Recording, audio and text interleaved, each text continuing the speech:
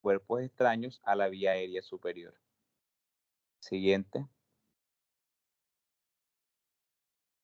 Entonces, hablemos inicialmente de la rinitis. Las rinitis no son más que un proceso inflamatorio a nivel de la vía aérea superior, exactamente de las fosas nasales.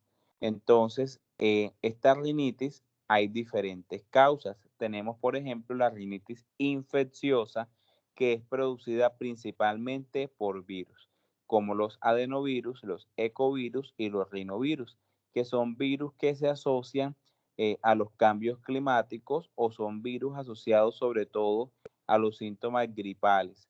¿Cómo se caracteriza una rinitis infecciosa? La persona va a tener una descarga nasal constante, lo que decimos que está saliendo como moco, un agua de la nariz constantemente, asociado a prurito y a congestión nasal. La mucosa de la nariz va a estar eritematosa, es decir, va a estar roja, y además de estar eritematosa, va a estar edematosa, es decir, como inflamada. Y la persona va a estar constantemente con esa descarga nasal. Los síntomas son muy localizados solamente a nivel de la nariz. La persona no va a tener fiebre, no va a tener malestar general, pues solamente algunas veces, pero por lo general los síntomas se localizan solo en la nariz. ¿Qué pasa? Esto es una rinitis, como ya sabemos, producida por microorganismos, especialmente virus. Por ende, también pueden asociarse a ciertos síntomas sistémicos, como odinofagia, es decir, dolor en la garganta y algunas febrículas. Siguiente.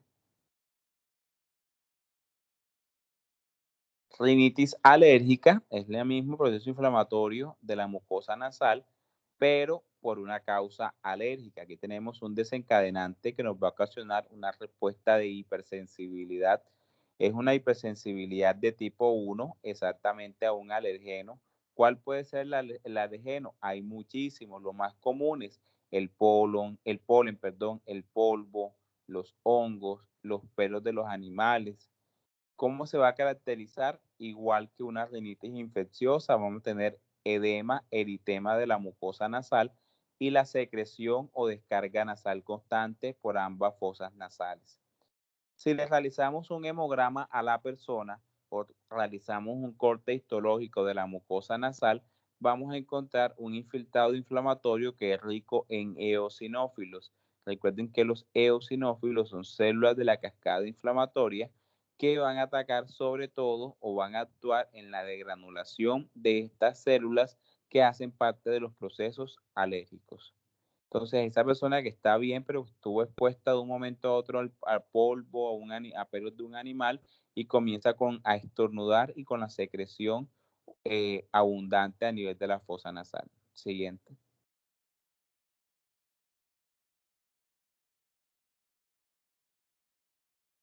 Entonces podemos encontrar que con el tiempo, la exposición constante a estos alergenos va a ocasionar una protrusión o masa a nivel de la mucosa por la irritación crónica que se está produciendo, y vamos a encontrar un epitelio edematoso con abundante infiltrado inflamatorio rico en eosinófilos.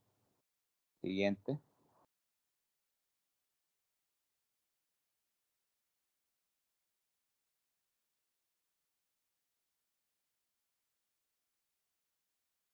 La rinitis crónica es la consecuencia de ataques repetitivos de rinitis aguda, sea infecciosa o sea alérgica.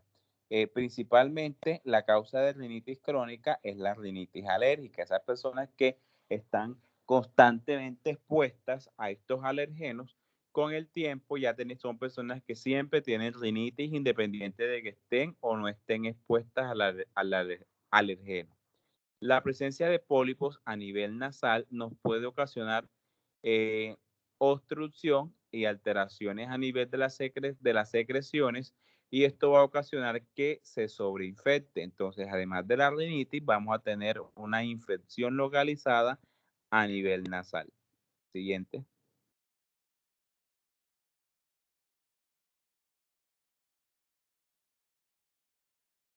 Entonces, básicamente lo que tenemos es la presencia de un alergeno. El alergeno ocasiona que los basófilos y los mastocitos se degranulen liberando diferentes tipos de sustancias. Vamos a activar a los linfocitos T, los cuales van a actuar como quimiotáxicos y van a activar entre los dos la cascada de la respuesta inflamatoria que nos va a conllevar a los síntomas que se producen.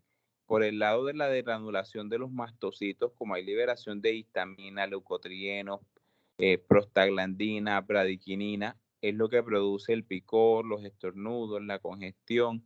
Y por el lado de los linfocitos, activa a los eosinófilos y los eosinófilos en altas concentraciones producen obstrucción nasal, producen anosmia, que es pérdida del olfato, y también pueden llegar a producir la rinorrea constante, que es esa secreción de líquido a nivel nasal. Siguiente. La sinusitis es otra patología muy frecuente, así como lo es la rinitis alérgica. Nosotros tenemos unos senos nasales o paranasales que están ubicados, como observan en la imagen, en la parte superior de la región nasal y en la parte inferior de la región nasal. En esos senos paranasales se van a eliminar los diferentes tipos de secreciones o acúmulos excesivos, sea de moco o sea de lágrimas que se producen a nivel de la cavidad nasal. Esa secreción de moco debe ser eliminada para que no produzca procesos inflamatorios. Entonces, la sinusitis no es más que una obstrucción al drenaje de moco que produce que todas las secreciones se acumulen, ocasionando un proceso inflamatorio. En este caso, un infiltrado inflamatorio agudo. ¿Por qué se llama aguda la sinusitis? Porque es por el tiempo. Si tiene menos de 2 semanas, podemos hablar de sinusitis aguda. Siguiente.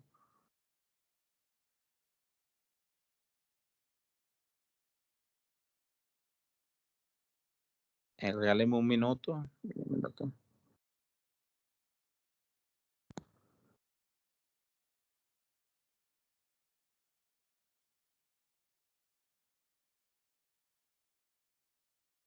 ¿Alguna pregunta hasta el momento? ¿Todo claro?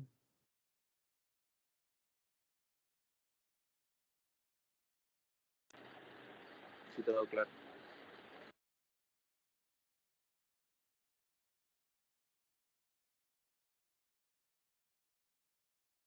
Estas patologías, sobre todo lo que son la rinitis y la sinusitis, son muy frecuentes.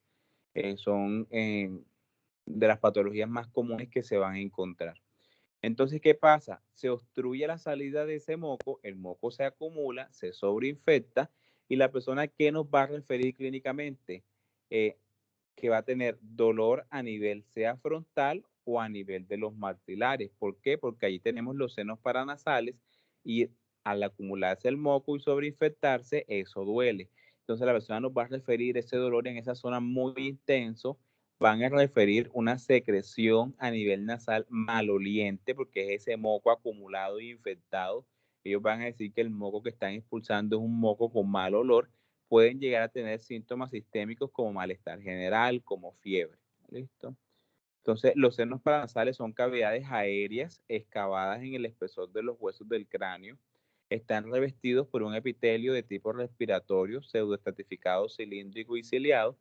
Comunican con las fosas nasales a través del ósteo, que es un pequeño agujero por donde pasa el aire y es un punto de unión para las diferentes vías de drenaje. Si ese moco que está en los senos paranasales no se drena, eso va a ocasionar la sobreinfección cuando vienen los diferentes síntomas. Siguiente. Cualquier obstrucción persistente de ese agujero va a ocasionar unas alteraciones en las presiones tanto de oxígeno como de dióxido de carbono en el interior de los senos paranasales. Como consecuencia va a ocasionar que se disminuyan los movimientos ciliares, no se va a movilizar el moco, que tengamos ectasia en las secreciones y una proliferación bacteriana de manera secundaria.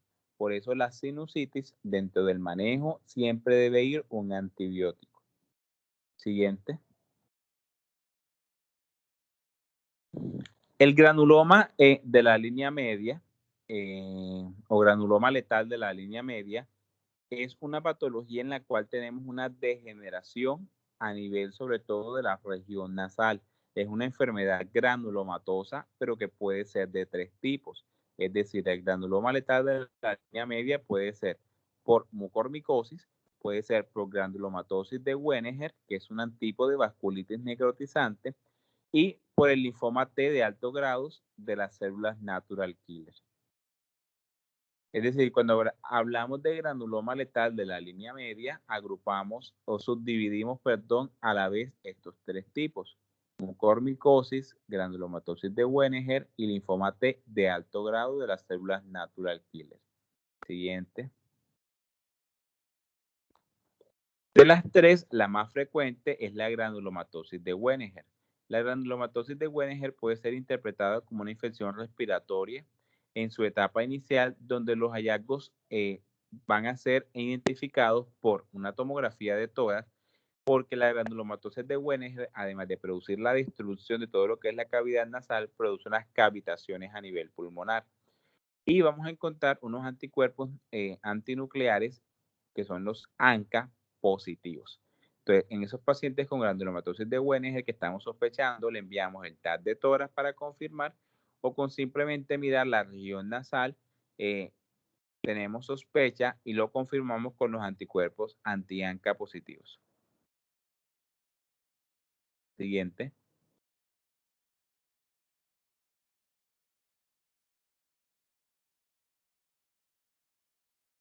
En cuanto a las patologías de la faringe, vamos a encontrar lo que es la faringitis. La faringitis, recuerden que anatómicamente la faringe es toda esa zona que está por detrás de la lengua, donde vamos a encontrar las amígdalas, la orofaringe. Entonces, la faringitis es la inflamación de esta región posterior de la boca. Es muy común tener faringitis cuando tenemos infecciones virales sistémicas como el virus, un virus gripal, cualquier virus que produzca síntomas respiratorios nos puede producir una faringitis. Entonces, pero los principales virus son los rinovirus, los arbovirus y los adenovirus. Se va a caracterizar por enrojecimiento y por edema de la mucosa faríngea. Puede llegar a presentar también hipertrofia de los órganos linfóides de manera secundaria. Vamos a encontrar a nivel de la faringe siempre buscar la presencia de unas pseudomembranas. ¿Cuáles son esas pseudomembranas? Esas placas blanquecinas que podemos llegar a observar en las amígdalas cuando presentamos la faringitis. Y ya sería una faringoamigdalitis. La principal causa bacteriana de faringitis es el estreptococo beta hemolítico y el estafilococcus aureus.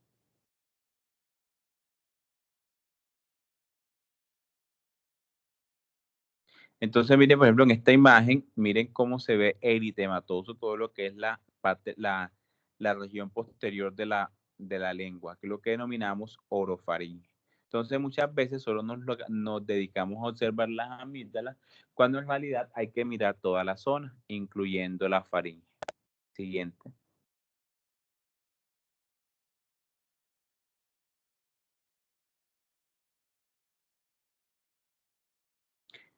El angiofibroma nasofaríngeo es un tipo de tumor vascular que lo vamos a encontrar principalmente en hombres adolescentes. Se caracteriza por la presencia de sangrados profusos y tiene una dependencia hormonal. De eso va a depender su crecimiento.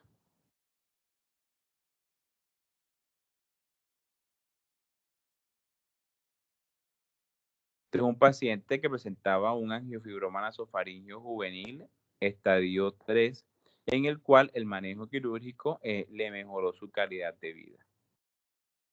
Siguiente.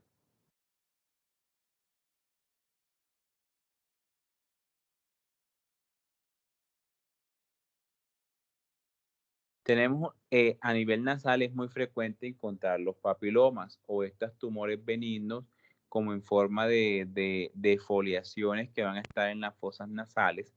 Decimos que hay un tipo de papiloma que es el papiloma neideriano.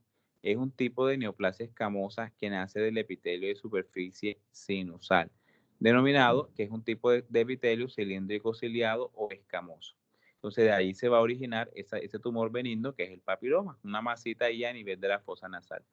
El papiloma neideriano puede ser exofítico, puede ser invertido o puede ser cilíndrico, todo depende de la todo depende de la forma que éste llegue a presentar. Normalmente estos papilomas son pues esas protuberancias de mucosa, pero pueden presentar histológicamente diferentes tipos de formas. Siguiente.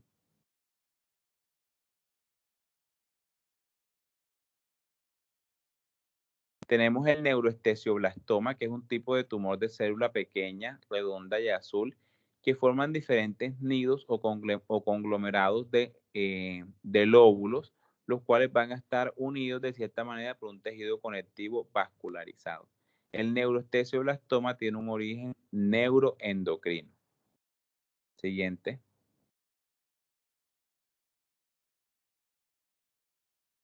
Otro tipo de tumor a nivel de la fosa nasal y de la faringe es el carcinoma nasofaríngeo. El carcinoma nasofaríngeo, como su nombre lo indica, compromete todo lo que es la nasofaringe, que es una de las regiones de la faringe. Entonces, tienes una asociación con un virus que es el virus de Epstein-Barr. ¿Qué me pueden decir ustedes del virus de Epstein-Barr?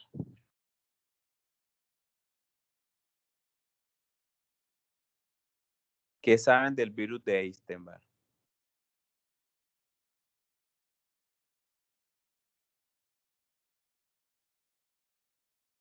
Ustedes ya están dando microbiología.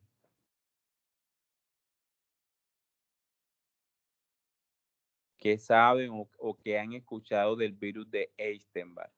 ¿Qué enfermedad produce? Herpes. No, perdón. No, herpes es producido por disculpe, el herpes es producido por el virus herpes. ¿Qué patología produce el virus de Epstein-Barr? Muy común en adolescentes.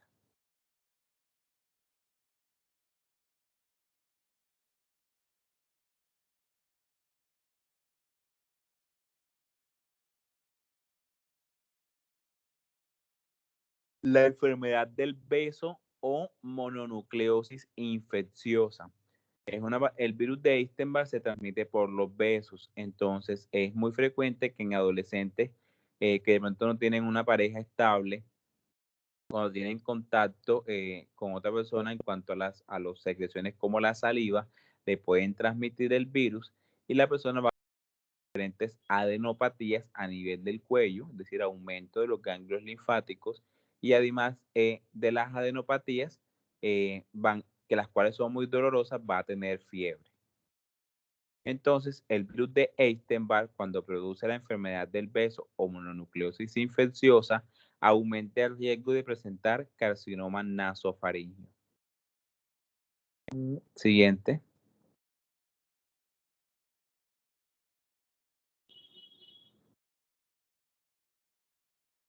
En cuanto a la laringe, que ya es donde vamos a encontrar las cuerdas vocales para iniciar todo lo que es como tal el proceso de la respiración. Siguiente. Tenemos la laringitis, que es la inflamación de la laringe. Es una inflamación de la mucosa de la laringe secundario, sea alergia a virus o a bacterias. La irritación crónica secundaria al consumo de cigarrillo al reflujo gastroesofágico también nos pueden llegar a producir rinitis, las cuales son de difícil control. Siguiente. A nivel de las cuerdas vocales podemos encontrar lesiones benignas de tipo papilomas producidos por BPH o papilomas múltiples y recurrentes.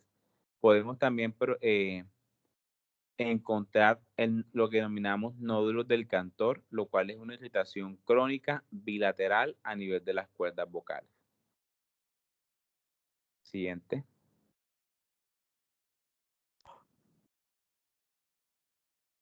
El carcinoma laringio, que se produce por el cambio de hiperplasia a displasia de un CA in situ, puede llegar a ser infiltrante y maneja dos tipos, uno verrugoso o uno ulcerado. Cualquiera de los dos es muy frecuente que presentarlo.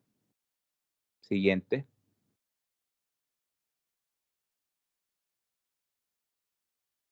Siguiente.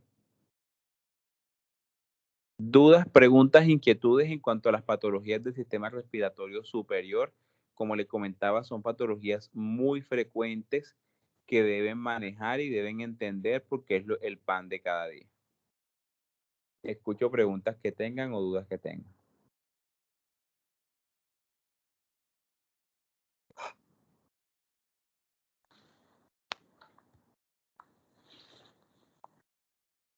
Bueno, por favor, proyectan las de tracto respiratorio inferior. Profesor, Dígame. la sinusitis también está relacionada con la salida de sangre por la nariz. ¿Cómo? La sinusitis también está relacionada con la salida de sangre por la nariz.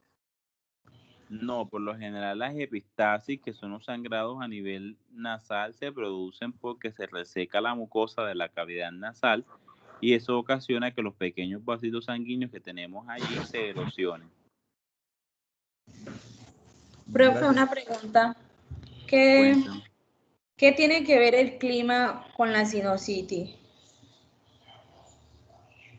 ¿Qué tiene que ver el clima con la sinusitis? ¿Cómo Ajá, que hay así? ¿Por pacientes qué? que cuando llueve mucho y que, ay, me tiene mal esta sinusitis por la lluvia, que una que el sereno y eso. No, lo que puede pasar es que por la lluvia, si son riníticos, por lo general son pacientes que también tienen rinitis alérgica, eso les va a ocasionar, aumentan la congestión y como al aumentar la congestión y tienen sinusitis al mismo tiempo, ellos no pueden eliminar todo ese exceso de secreción que están presentando en el momento.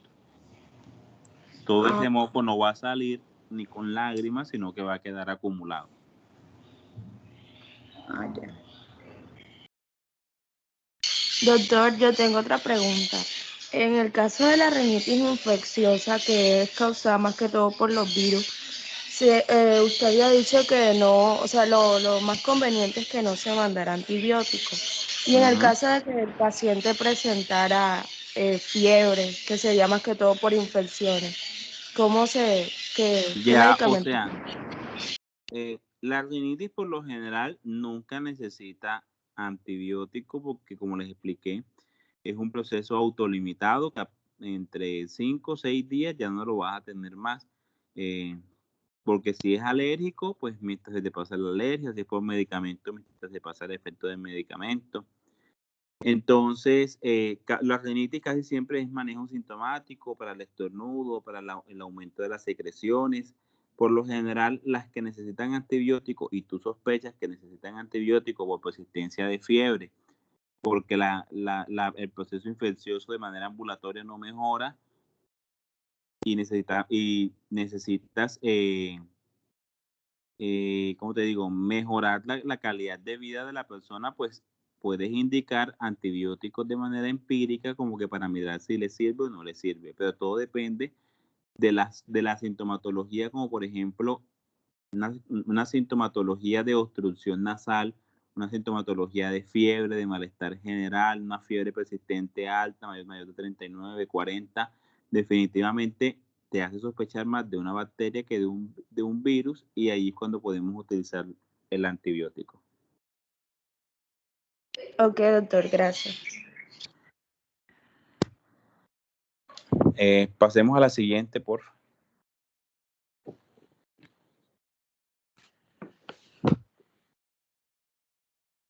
Entonces, en cuanto a las patologías del sistema respiratorio inferior, la mayoría están asociadas al consumo del cigarrillo.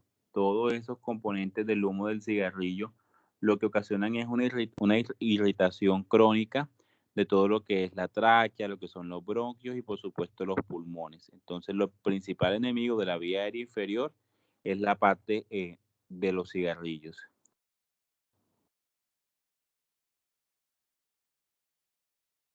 Entonces recordemos que los pulmones tienen un peso aproximado de 800 a 100 gramos, tienen una función de esponja y tienen unas fibras elásticas que nos permiten aumentar y disminuir su diámetro dependiendo la presencia o ausencia de aire y de dióxido de carbono. Siguiente.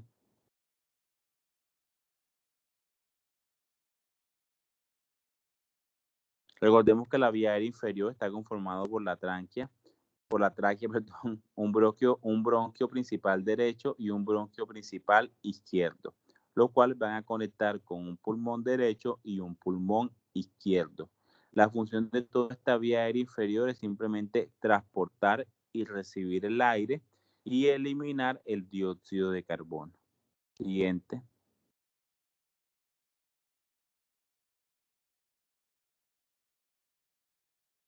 Los pulmones tienen un mecanismo de defensa, como es la parte de aclaramiento nasal. Ya sabemos que el moco, su función es remover partículas mayor de 20 micras para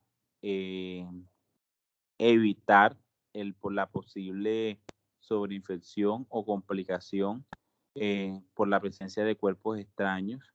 Aclaramiento traqueal y bronquial que se produce o se realiza a manera de defensa debido a la presencia del epitelio pseudoestratificado cilíndrico ciliado, lo cual ocasiona que la protección sea mayor.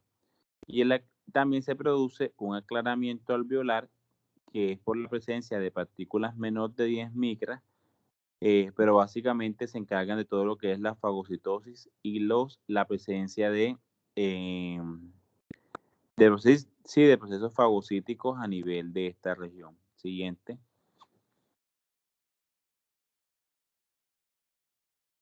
Entonces ya podemos resumir que los dos mecanismos de defensa que tienen los pulmones es la producción de moco y el aparato ciliar. Siguiente.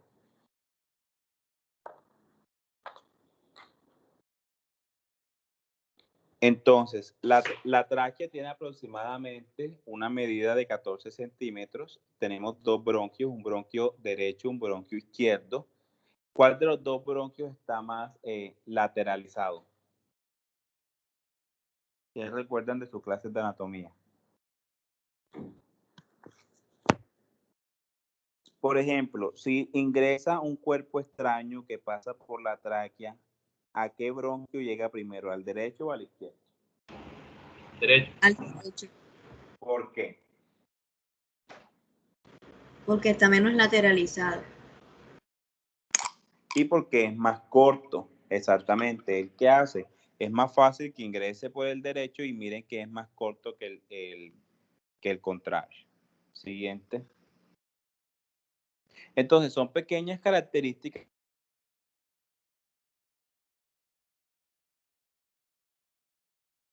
Disculpe, ¿me escuchan? Sobre todo para entender el comportamiento de la presencia de esos cuerpos extraños cuando ingresan a la vía aérea inferior. Ellos nunca se van a quedar allí como que en la tráquea ni en un bronquio, siempre van a llegar al pulmón, pero siempre hay que saber que hay un lado que es más probable que contenga el cuerpo extraño, a diferencia del contralateral. Siguiente.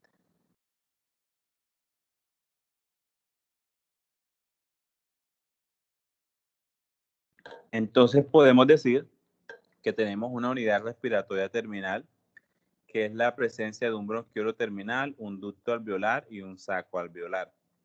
Ese lobulillo no es más que la reunión de varias unidades respiratorias terminales. Eso es como la última porción de la vía aérea inferior. Siguiente.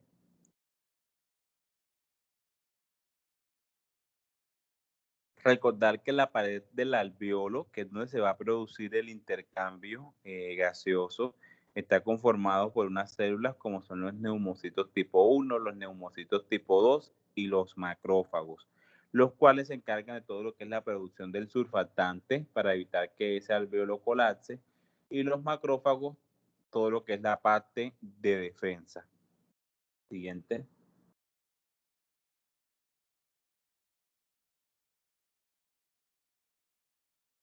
Siguiente.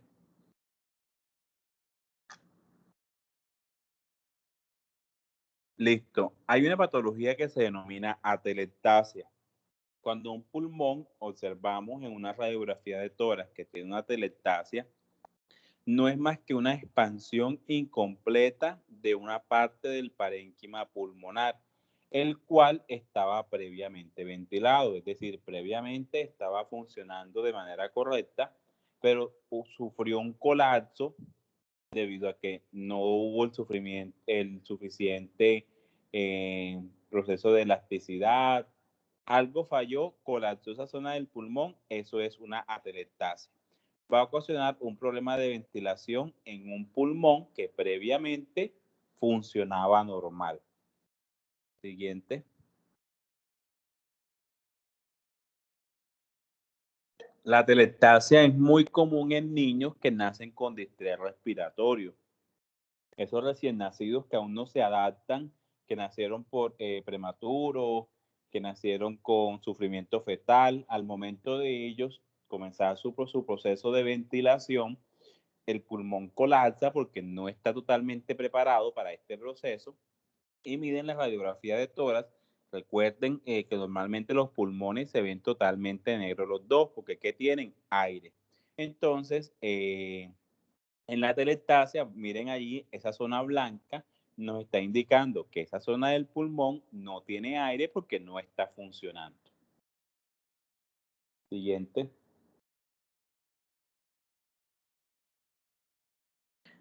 Tenemos diferentes tipos de atelectasia. Tenemos atelectasia por compresión, que es secundaria a la presencia de derrame pleural, a hemotórax, a heridas por arma de fuego. Tenemos atelectasias obstructivas, que se produce por todo aquello que ocupe volumen. Tenemos atelectasias parcheadas, que se produce por déficit de surfactante. Y podemos tener las atelectasias que se producen en el lóbulo medio, es sobre todo por secundarias a procesos neoplásicos. Siguiente.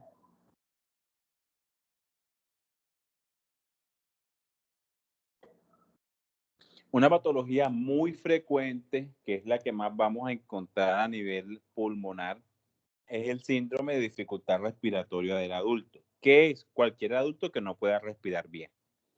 ¿Cuáles son las causas de que un adulto no pueda respirar bien? Una herida por arma de fuego, pues si ustedes les dan un disparo en el pulmón, pues por supuesto que no van a poder respirar. Sepsis, que es un proceso inflamatorio sistémico que puede ser por una causa bacteriana. Es un proceso inflamatorio que afecta a todos los órganos, eso incluye los pulmones, pues por supuesto que no podemos respirar bien. Las quemaduras, las pancreatitis, las neumonías, los accidentes de tránsito, o sea, todo aquello que limite la capacidad elástica del pulmón, sea causa infecciosa, sea causa química, traumatismos, nos va a ocasionar de manera secundaria el síndrome de dificultad respiratoria.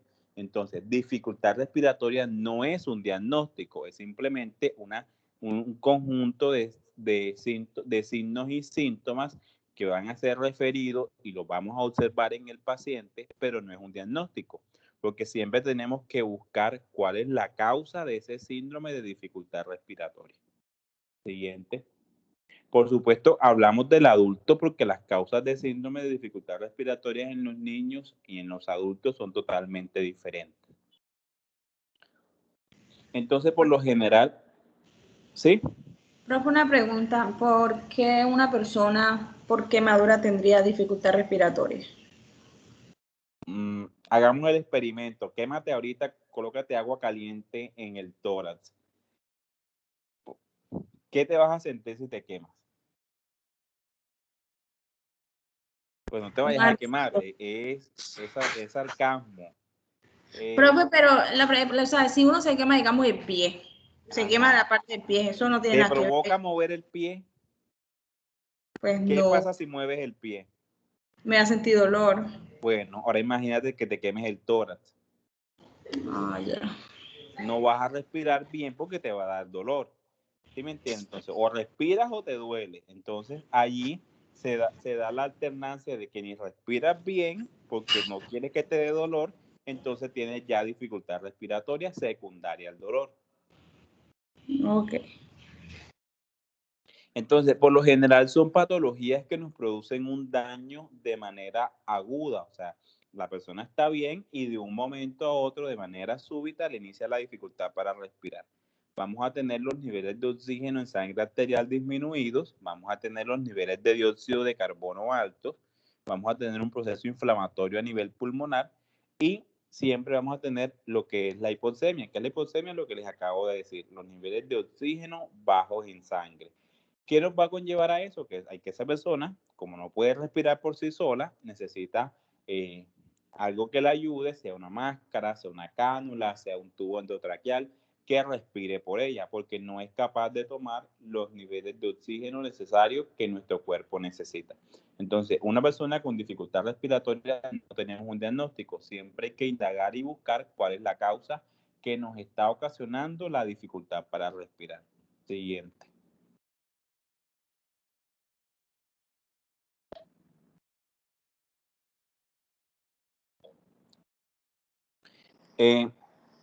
Pasa al anterior.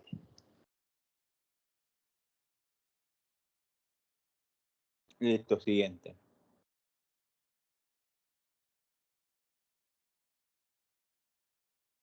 Las neumonías, que son esos procesos infecciosos a nivel del parénquima pulmonar, es decir, hay una infección, una respuesta, una respuesta de polimorfonucleares a nivel del parénquima pulmonar, va a tener diferentes fases. Una de esas fases es la que denominamos la fase alveolar. La fase alveolar es la que se produce en las primeras 24 o 48 horas que inició el proceso inflamatorio e infeccioso. Aquí tenemos una inflamación con presencia de leucocitos, aumento de la permeabilidad vascular, aumento del peso del pulmón porque tenemos ese líquido debido a que aumenta la permeabilidad vascular. Y las células que van a estar tapizadas del proceso inflamatorio son los alveolos, es decir, apenas está comenzando el proceso inflamatorio infeccioso y está localizado solamente a nivel alveolar. Vamos a tener congestión y vasodilatación en los diferentes vasos de los pulmones. Siguiente.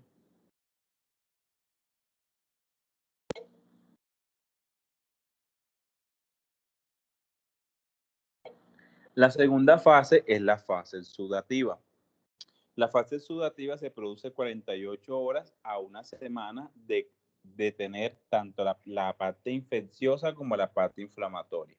Aquí vamos a tener una membrana hialina que va a estar conformada por fibrina y por neumocitos tipo 1 que van a estar muertos. Entonces esos neumocitos que normalmente recubrían los alveolos van a empezar a morir, se van a llenar de fibrina y son zonas del pulmón que ya no van a ventilar bien porque ese alveolo deja de funcionar. Y recuerden que allí a nivel del alveolo es que ocurre el intercambio tanto de oxígeno como de dióxido de carbono. Siguiente.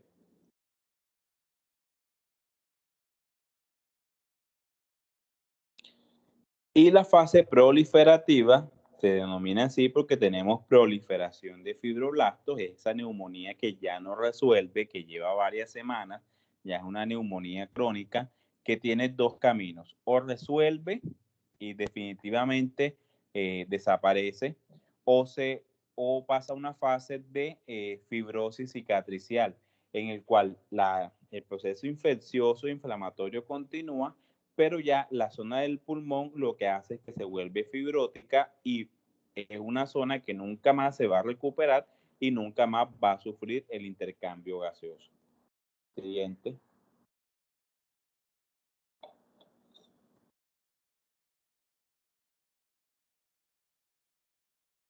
Las neumonías son una de las patologías que mayor mortalidad producen. Esta puede llegar a ser hasta el 60%. Siempre hay que buscar una causa subyacente. Por ejemplo, ¿de qué depende la causa de la neumonía? De las características del paciente. Primero, de la edad. La neumonía, los microorganismos en los niños es diferente a los microorganismos en los adultos. Segundo, el estado inmunológico del paciente. Si es un paciente inmunosuprimido porque tiene cáncer, porque tiene VIH, ahí tenemos la causa, es un paciente inmunosuprimido. Pero un paciente joven que no está inmunosuprimido, es muy raro que le dé una neumonía. Siempre hay que buscar cuál es la causa que nos conlleva a la presencia de esa neumonía. Es viral, es bacteriana, es por hongo. Entonces siempre hay que mirar y a través de cultivos y una serie de exámenes buscar la causa. Y siempre descartar si ese pulmón va a quedar con lesiones o va a quedar nuevamente como estaba antes de la neumonía. Siguiente. Siguiente. Que ahí hubo como que un cambio de un error. Entonces, ¿cómo definimos? La neumonía la definimos como un espacio alveolar que se ocupa por un exudado inflamatorio y eso va a ocasionar una consolidación en el parénquima pulmonar. Como les mencioné, la neumonía puede ser viral, puede ser bacteriana. La mayoría de neumonías son virales. No les olvide eso. La principal causa de neumonía a nivel mundial es por virus. Pero la principal bacteria que produce neumonía es el Streptococcus pneumoniae.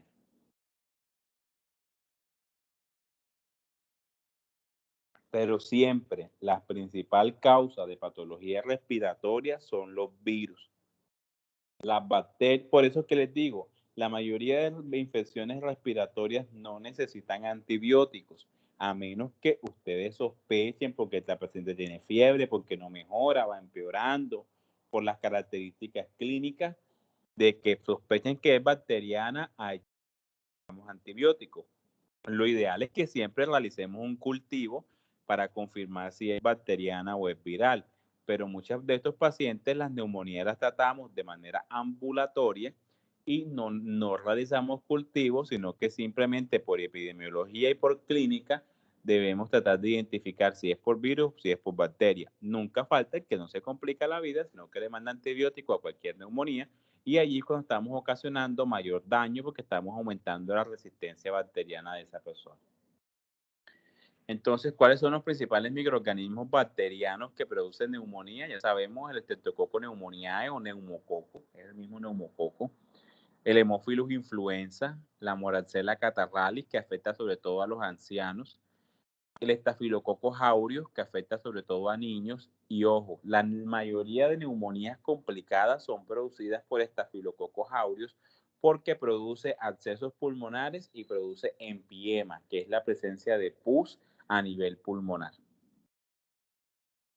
Y la Klebsiella pneumoniae ya la encontramos sobre todo en pacientes inmunosuprimidos.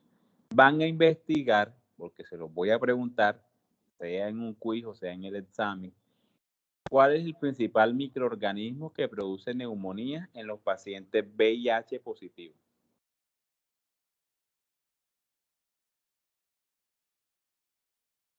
Siguiente.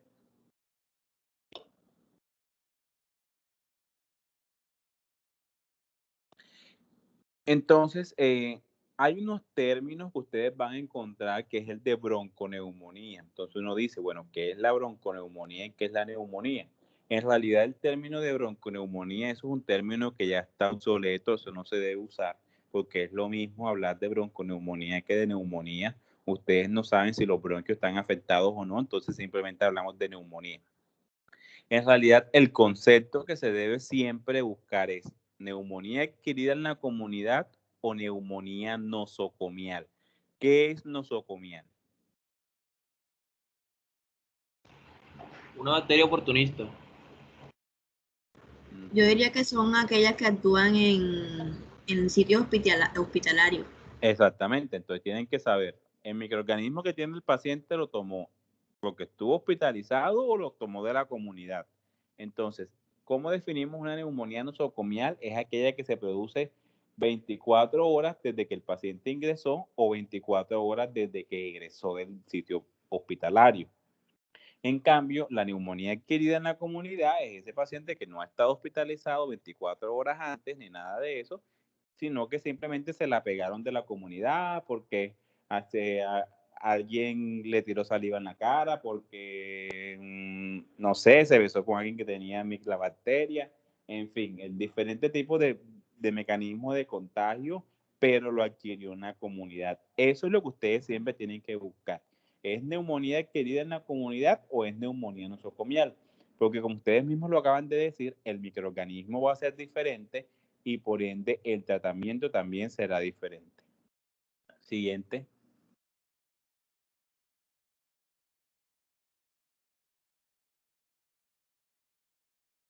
Siguiente.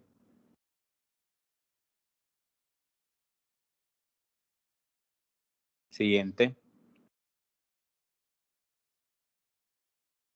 Miren, esto es un pulmón totalmente fibrótico debido al proceso neumónico. Ya esto fue una neumonía que no resolvió sino que siguió una fase crónica y ya el pulmón entra en fibrosis. Siguiente. Siguiente. ¿Qué va a presentar la persona con neumonía? Pues va a presentar fiebre porque es un proceso infeccioso. Tanto los virus como las bacterias pueden producir fiebre, pero las fiebres que producen las bacterias es un poco más alta. Pueden presentar escalofríos. Y en la radiografía siempre vamos a buscar la presencia de radioopacidades, que son como unas presencias como si hubiera un algodón blanco dentro de todo ese pulmón que normalmente debe ser negro. Algunas neumonías, sobre todo las bacterianas, producen un esputo con coloración verdosa. Siguiente. Eso es una consolidación. Miren que esa parte del pulmón que normalmente debe ser negra, miren cómo está blanca. Entonces, siempre en las neumonías buscamos en la radiografía la presencia de consolidaciones. Eso es por la acumulación de moco. No de moco, es el proceso infeccioso inflamatorio que tienes en esa parte del pulmón. Siguiente.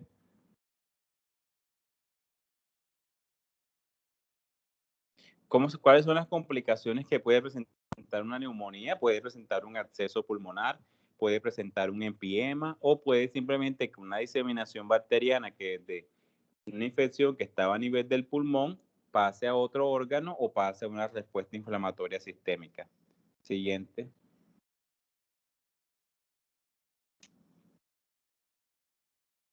Hay una neumonía que se denomina neumonía atípica. Es una neumonía que produce dificultad para respirar, que produce fiebre, que puede ser de origen viral, pero lo raro es que no son microorganismos tan comunes como los que les mencioné anteriormente, sino que son microorganismos que normalmente no están en zonas tan comunes como es el micoplasma, como es la clamidia, la influenza, el adenovirus. Y son bacterias que la mortalidad es mucho mayor que las bacterias que comúnmente vamos a encontrar. Entonces, ¿qué tipo de pacientes pueden presentar neumonías atípicas? Sobre todo pacientes inmunosuprimidos. Siguiente. Entonces definimos neumonías en pacientes hospitalizados como aquellos pacientes que desarrollan neumonías durante su estancia hospitalaria o 48 horas después de su ingreso hasta 48 horas después de su egreso. Hay unos factores de riesgo que aumentan la probabilidad de desarrollar una neumonía en pacientes hospitalizados o en lo que denominamos neumonía nosocomial, es las comorbilidades que el paciente tenga, si es hipertenso, si es diabético, si el paciente está inmunosuprimido, si el paciente recibió antibiótico por varios días, se aumenta el riesgo de desarrollar neumonía, los catéteres que colocan en las hospitalizaciones, porque por ahí se puede ir un microorganismo, e incluso la ventilación mecánica, o sea, todo lo que sea invasivo puede aumentar el riesgo de presentar este tipo de neumonía. La principal bacteria que nos produce neumonía nosocomial es la Pseudomonas aeruginosa, porque se encuentra en todos esos equipos que utilizan a nivel hospitalario. Siguiente. Doctor, ¿sabe? Cuando un paciente que tiene varios días hospitalizado por el catéter y eso, el catéter no se lo cambian de lado o algo así. Claro, deben cambiárselo, pero como te dije, no todos incluso la calidad de ciertos lugares hospitalarios te lo miden es por eso, por el que tenga menos infecciones nosocomiales. Si una institución hospitalaria tiene muchas infecciones nosocomiales, significa que no cumple con todos los requisitos de sanidad. Y cuando el paciente tiene una traqueostomía que está por hiperventilación, pero tiene varios días en coma, digamos así. Entonces, eso sería una asepsia ahí, tendrían que estar limpiándole eso constantemente, o cómo sería eso. Sí, claro, necesita una limpieza constante para evitar este tipo de ingreso de estos microorganismos. Ah, ok, gracias. Siguiente. Pues el absceso pulmonar es un tipo de complicación a nivel que se produce por las neumonías. Aquí lo que vamos a presentar es que hay una cavidad, se forma una cavidad a nivel pulmonar que se va a llenar de pus por el acúmulo de los polimorfonucleares. Siguiente.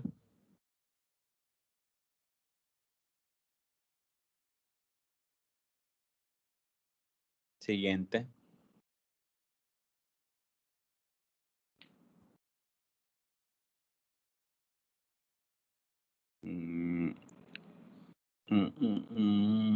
Vamos a dejar hasta ahí. ¿Dudas, preguntas, inquietudes?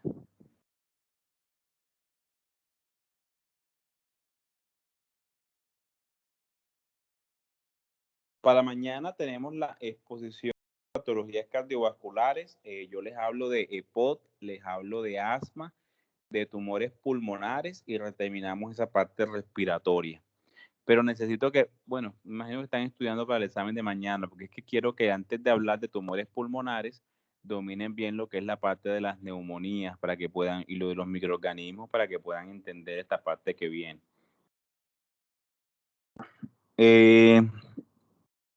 Al fin, ¿cómo quedamos? Mañana tenemos un primer examen. Sí. Ingresa lo que es todo sistema gastrointestinal y... ¿Cuál es el otro tema?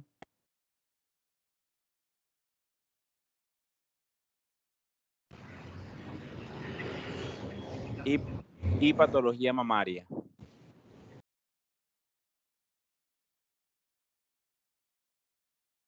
Yo verifico ahora, yo le mandé eso a Manuela la semana pasada. Ustedes saben muy bien los temas que entran mañana. Sí, sí, es eso. Doctor, esa de patología mamaria era con la de pulmonar, patologías pulmonares el otro viernes. Yo verifico ahora, yo le mandé eso a Manuela desde el fin de semana. Yo verifico. ¿Y a qué hora sería el parcial, doctor? Pues a las 6. Hacen el parcial a las 6 para las 7 ¿Jueves o viernes? estar exponiendo, a las 7 comienza a exponer los del sistema, los del sistema cardiovascular, para luego yo terminar la clase de respiratorio. El próximo jueves continuamos con la clase normal y el viernes hacemos el examen.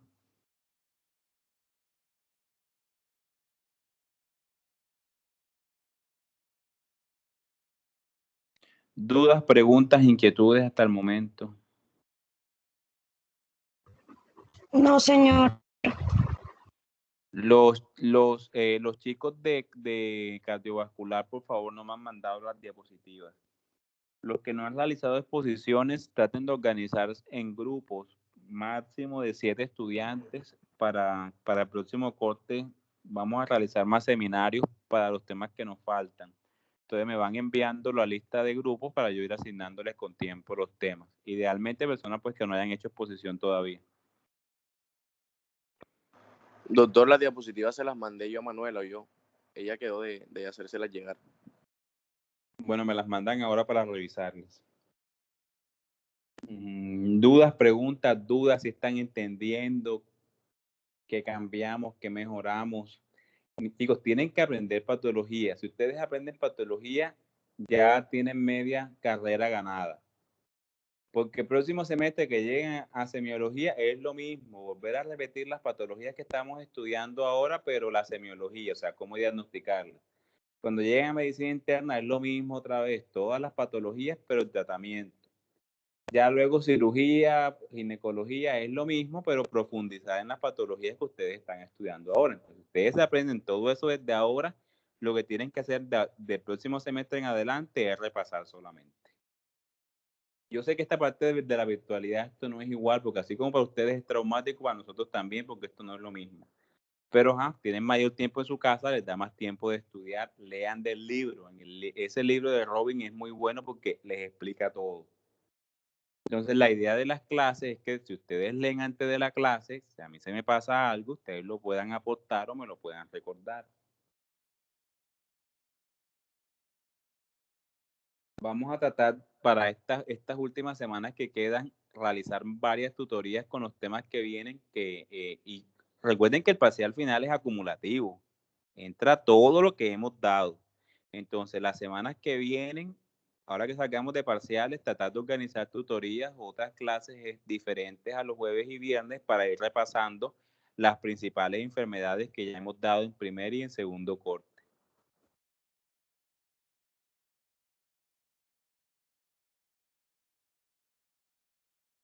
Bueno, ni me están escuchando. Nos vemos entonces, así quedamos. Gracias, Chao, doctor. Nos estamos escuchando. Gracias, doctor.